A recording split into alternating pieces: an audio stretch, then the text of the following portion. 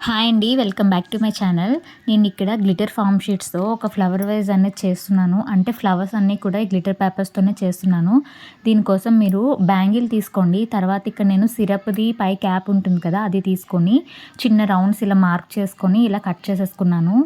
ఇక్కడ purple colour and yellow colour cut చేశాను. అవి 5 ఇవి 5 మొత్తం ఇవి చిన్నవి 5 పెద్దవి 5 కట్ చేసుకున్నాను. కట్ చేసుకొని ఇవి పక్కన పెట్టుకోండి. తర్వాత ఇక్కడ నేను రోజ్ ఫ్లవర్స్ కోసం రెడ్ కలర్ తీసుకున్నాను. మీరు ఇలాగా 1 ఇంచ్ స్కేల్ లెంత్ ఉంటుంది కదా! 1 ఇంచ్ తీసుకొని దానిపైన ఇలా ఇలా గీతలు గీసేసుకోవాలి. తర్వాత ఇక్కడ నేను లీవ్స్ కూడా కట్ చేసుకున్నాను.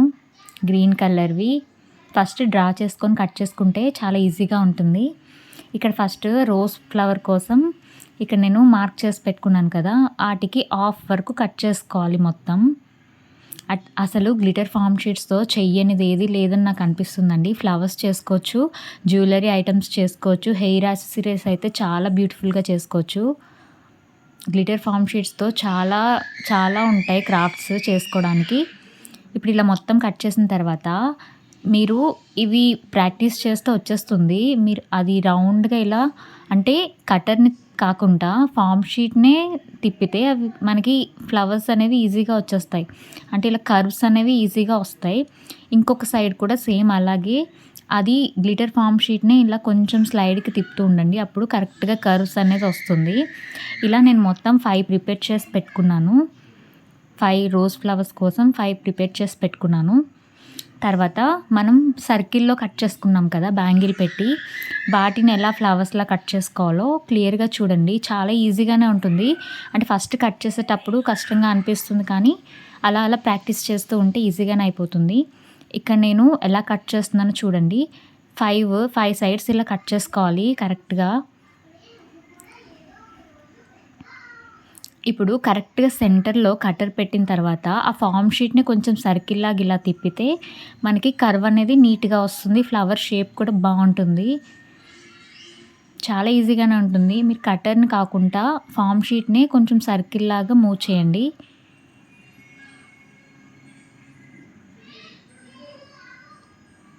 ఇప్పుడు సేమ్ ఇంకొక సైడ్ కూడా అలాగే కట్ చేసేసుకోవాలి.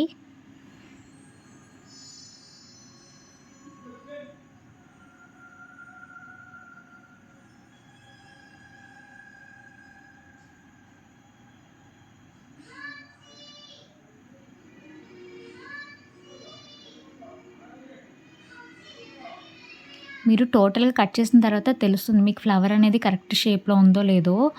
కరెక్ట్‌గా లేకపోతే లుక్ అనేది బావుండదు. కాబట్టి చూసుకొని కట్ చేసుకోండి. ఇప్పుడు ఇవెలా కట్ చేసామో మనం చిన్న సర్కిల్ తీసుకున్నాం కదా! వాటిని కూడా సేమ్ అలాగే 5 సైడ్స్ ఇలా కట్ చేసుకోవాలి.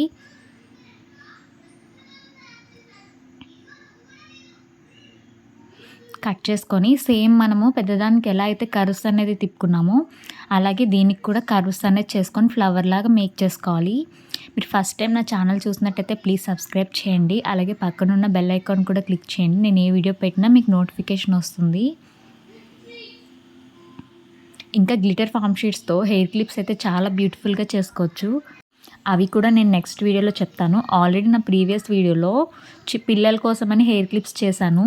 ఒకసారి చెక్ చేయండి.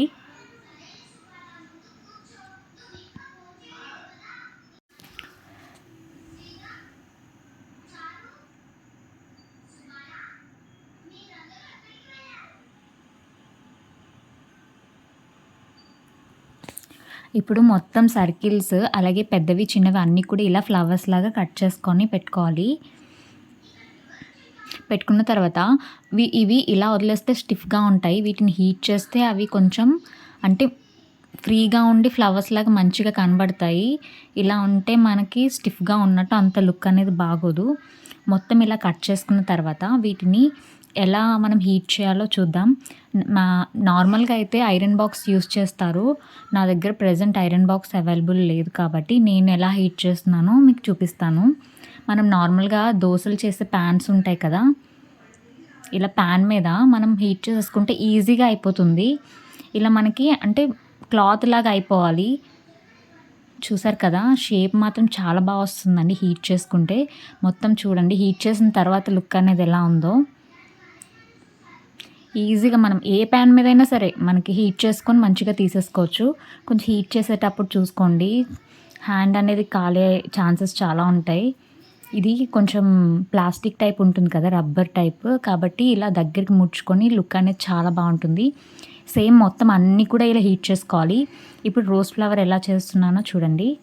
మొత్తం ఇలా సర్కిల్ లాగా నీట్‌గా చుట్టేసుకోవాలి.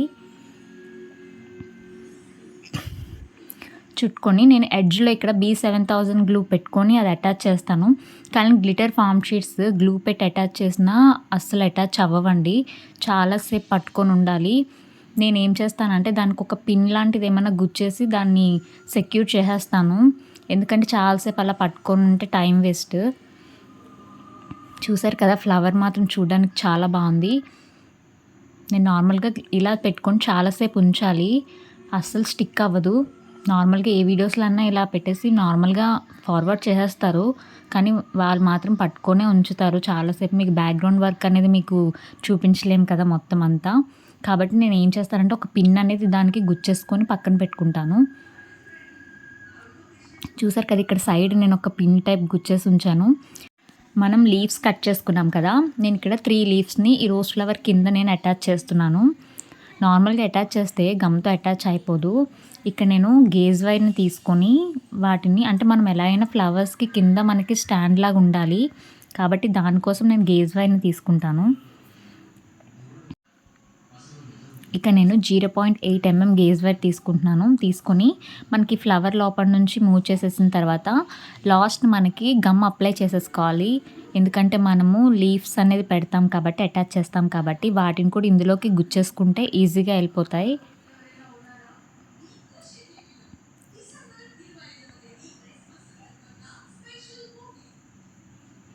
ఇక నేను 3 లీవ్స్ యూజ్ చేస్తున్నాను. సెకండ్ దానికి గ్లూ అవసరం లేదు. ఫైనల్ దానికి మాత్రం మళ్ళీ గ్లూ పెట్టి చేయండి. లేకపోతే అవి కిందకొచ్చేస్తాయి.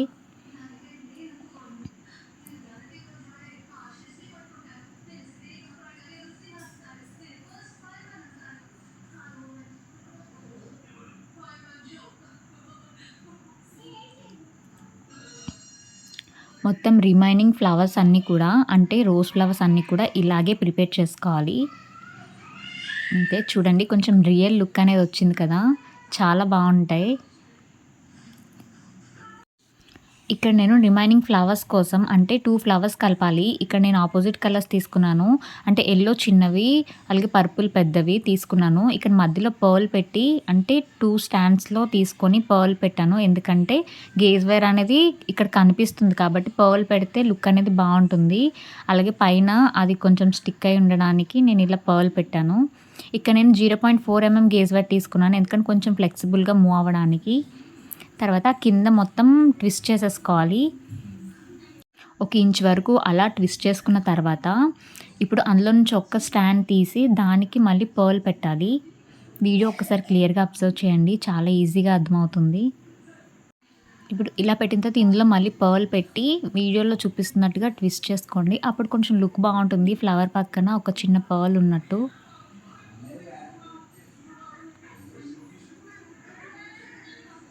మనకి కావాలంటే ఎన్ని పర్ల్స్ అయినా సరే ఇలా పెట్టుకోవచ్చు. నేను ఇక్కడ ఒక పర్ల్ పెట్టి ఇలా పెట్టాను. ఇలా రిమైనింగ్ ఫ్లవర్స్ అన్నీ కూడా ఇలాగే ట్విస్ట్ చేసుకోవాలి. దీనికి మాత్రం నేను 0.4 mm గేజ్ వైర్ యూజ్ చేశాను. రోజ్ ఫ్లవర్స్‌కి మాత్రం 0.8 mm గేజ్ వైర్ అనేది యూజ్ చేశాను. రియల్ ఫ్లవర్స్‌లా ఉన్నాయి కదా లుక్ అయితే. ఇలా ఫ్లవర్స్ అన్నీ ఒక దగ్గర పట్టుకుంటే చాలా క్యూట్‌గా అనిపిస్తున్నాయి. మొత్తం ఫ్లవర్స్ అన్నీ కూడా ఇలా చేసుకోవాలి. అంటే ఆపోజిట్ కలర్స్ యూజ్ చేస్తే లుక్ అనేది బాగా కనిపిస్తుంది. ఇప్పుడు సెంటర్‌లో రోజ్ ఫ్లవర్ నేను స్టాండ్ తీసుకున్నా. ఎందుకంటే అది కొంచెం పెద్ద సైజ్ గేజ్ వైర్. దానికి ఫ్లవర్స్ అన్నీ కూడా ఇలా కొంచెం కొంచెం గ్యాప్ ఇచ్చి ఇలా చుట్టేసుకుంటే ఒక బొకేలా తయారవుతుంది.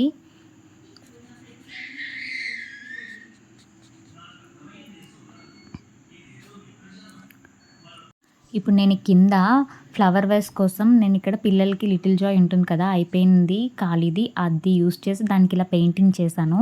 పైన ఫ్లవర్స్ అనేది ఇలా పెట్టుకున్నాను. నేను లోపల అయితే శాండ్ వేసానండి. మీకు నచ్చితే లైక్ చేయండి. Thank you for watching. Bye bye.